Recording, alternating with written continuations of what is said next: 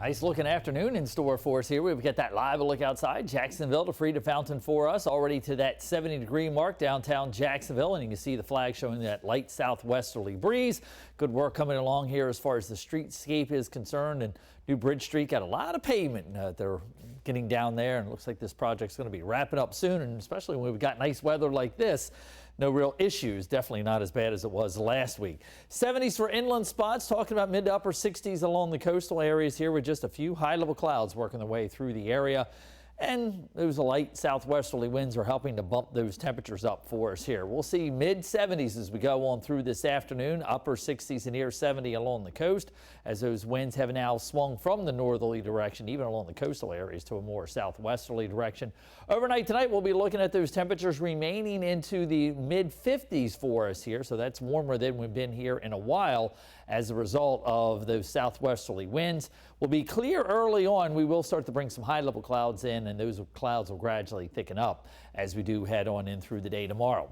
So with a lot of this warm weather makes us start thinking about spring. Well, spring actually starts on Saturday. That's meteorological spring.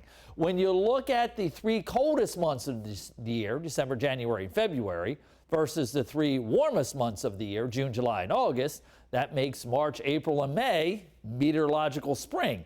It's based on the climatology as far as the temperature trend is concerned.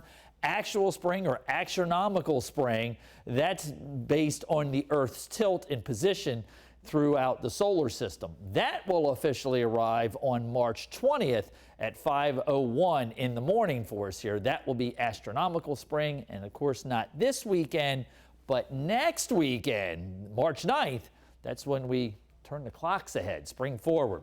Here's what we got going on that we're tracking. A wave of low pressure making its way across the southern Great Lakes and the Ohio Valley. That's going to continue to track eastbound as this high pressure slides off of the coast.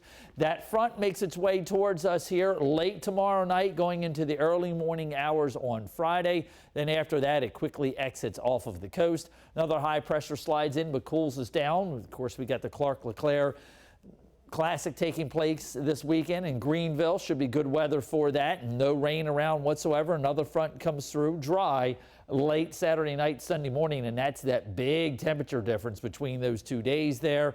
And you'll notice that we do see a cool off to start the early part of next week, and then maybe a warm up and finally getting wet in the middle of next week, and we could definitely use the rain.